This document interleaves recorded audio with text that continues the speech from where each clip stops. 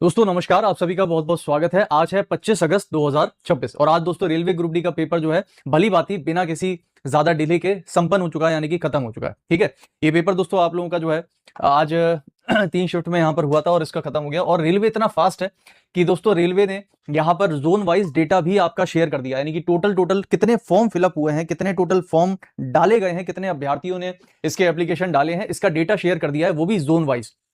ठीक है, तो ऑफिशियल डेटा तो टोटल कितने फॉर्म आए वो तो हमारे पास था, लेकिन अब जोन वाइज आ चुका है, क्योंकि आप सभी को पता है कि railway group D zone wise भर्ती होती है। और आप सभी ने दोस्तों यहां पर जोन वाइज आपके एप्लीकेशन डाले हैं, तो आपके जोन में कितने एप्लीकेशंस आए हैं और कितना क्या डेटा रहा है उसके आधार पर ही, क्योंकि दोस्तों ये डेटा क्यों जरूरी रहता है, क्योंकि इसी डेटा के आधार पर आपकी फाइनल कट ऑफ बनती है।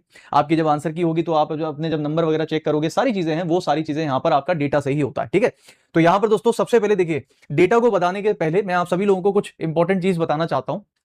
क्योंकि देखिए, आप में से कई लोग होंगे जो कि रेलवे का पेपर किसी के एग्जाम का पेपर देने के बाद में उसकी कट ऑफ जानना बहुत जरूरी हो जाती है। और काफी लोग जो है यूट्यूब पर केवल यही सर्च करते हैं कि इसकी कट ऑफ कितनी होगी, है ना, हमारे इतने नंबर बन सकते हैं तो हमारा सिलेक्शन होगा कि नहीं होगा।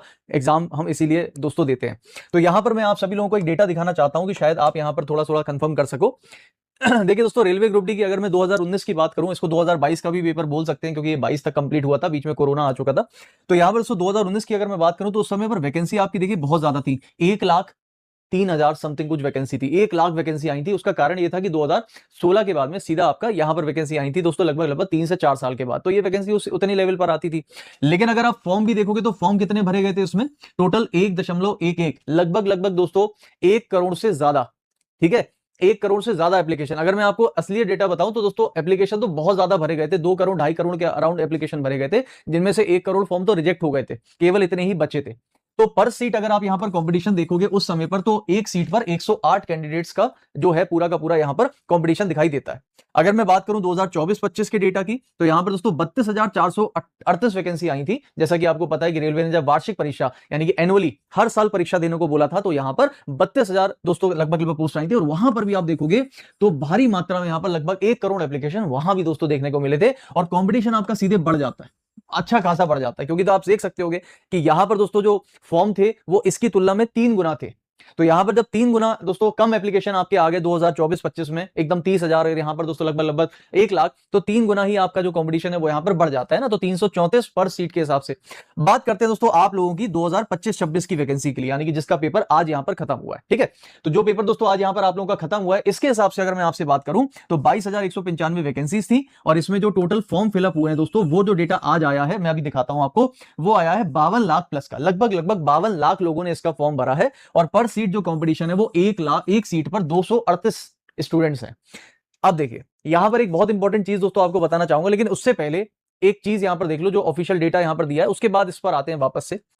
दोस्तों जो ऑफिशियल डेटा आपको दिया है वो ये वाला। ठीक है, इसका हम इसको जूम करके आपको दिखा दें, अगर इसको थोड़ा सा जूम करके दोस्तों आप लोग देखिए। ठीक है, ठीक है, मेरे ख्याल से आप सभी लोगों को दिख रहा होगा। ये डेटा दोस्तों अभी अभी आया है, और अगर मैं आपको दिखा दूं तो इसकी डेट भी आप देख सकते होगे, 25 अगस्त 2026, आज ही का डेटा है ये, और ऑफिशियल डेटा है। और यहां पर दोस्तों अगर आप देखोगे तो ये RRB wise number of application है, ध्यान रखना कितने एप्लीकेशन डाले गए हैं। देखिए दोस्तों, यहां पर क्या होता है, ये वो वैलिड एप्लीकेशन है जो कि रिजेक्ट होने के बाद बचते हैं, ये वो वैलिड एप्लीकेशन है। ठीक है, इसमें रिजेक्टेड वाले नहीं होते हैं। तो यहां पर दोस्तों अगर आप देखोगे जोन वाइज के हिसाब से, तो अहमदाबाद में दोस्तों अनरिजर्व्ड यानी कि जनरल कैटेगरी में 55,000 एप्लीकेशन है, एससी में 71,000 एप्लीकेशन है, एसटी में 32,000, ओबीसी में दोस्तों 1,39,000। आप देख सकते हो कि यहां पर अहमदाबाद में 1,39,000। उसके बाद ईडब्ल्यूएस टोटल एप्लीकेशन अगर मैं देखूं जाके, तो दोस्तों ये बनते हैं आपके लगभग लगभग 3,18,548, कहां से, अहमदाबाद से। इसी प्रकार से अजमेर जोन से आप देख सकते होगे, इसी प्रकार से बेंगलुरु जोन से। ये पूरा का पूरा डेटा आप इसका स्क्रीनशॉट ले लेना। सारे जोन की बात करें तो पूरे पूरे जोन में जनरल कैटेगरी से दोस्तों यहां पर लगभग लगभग आप देख सकते हो 10 लाख एप्लीकेशन है, एससी कैटेगरी में यहां पर 14 लाख एप्लीकेशन है। वहीं अगर दोस्तों मैं बात करता हूं यहां पर एसटी कैटेगरी में, तो लगभग लगभग 4,64,000 एप्लीकेशन है। ओबीसी में आपके 20 लाख है, यानी कि जनरल कैटेगरी का जस्ट डबल है दोस्तों ओबीसी कैटेगरी में यहां पर। और ईडब्ल्यूएस कैटेगरी, उसके बाद दोस्तों टोटल यहां पर है 52 लाख। आप देख सकते हो कि दोस्तों यहां पर 52 लाख एप्लीकेशन आपको दिखा रहा है, 52,39,760।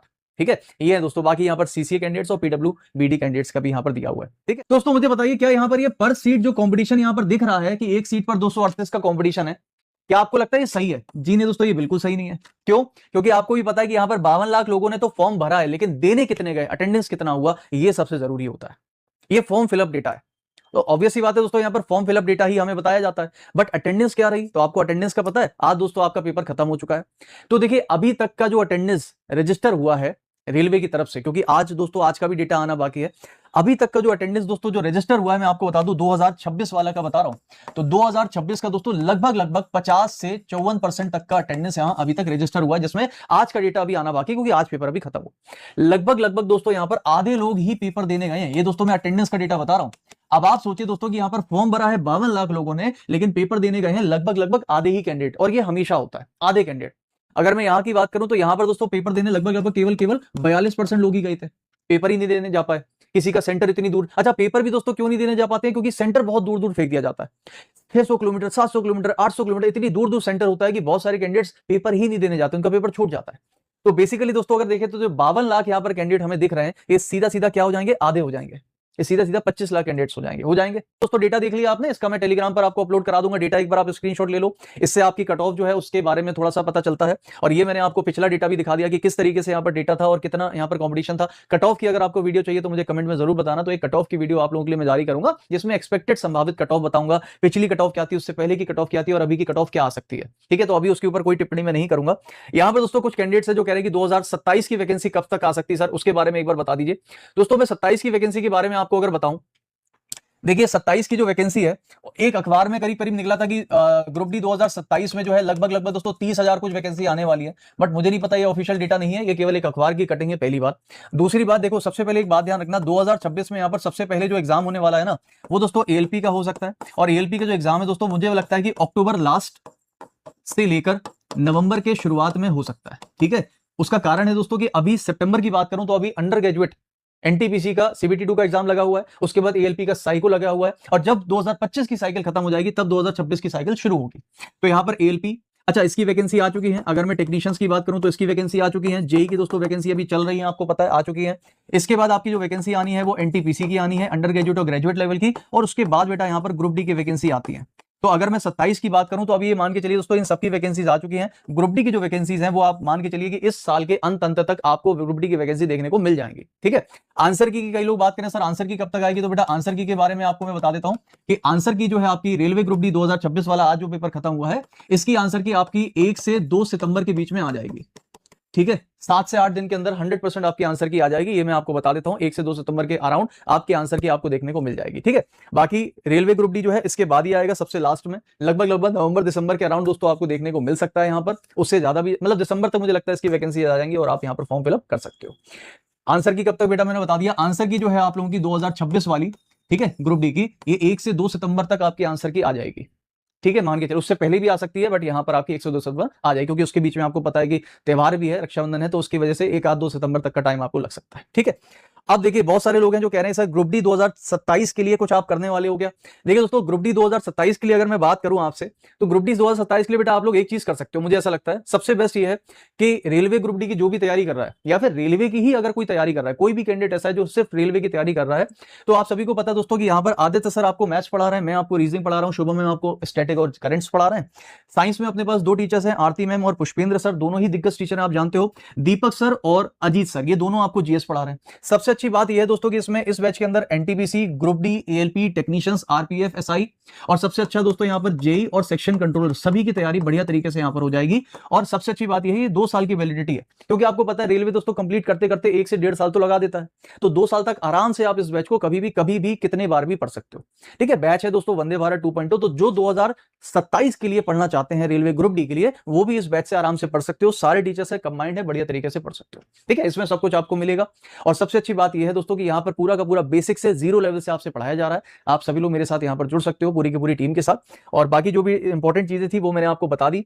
कट ऑफ के लिए अगर आप चाहते हो दोस्तों कि कोई वीडियो आप चाहो कि भाई मैं बनाऊं, एक बार मुझे कमेंट कर देना कि कट ऑफ के लिए क्या आप चाहते हो, तो मैं डेडिकेटेड वीडियो जल्द से जल्द आपके लिए कट ऑफ के लिए बना दूंगा। एक डेटा चाहिए पड़ेगा, उसके आधार पर एक कट ऑफ का वीडियो आप ले आ सकता है। ठीक है।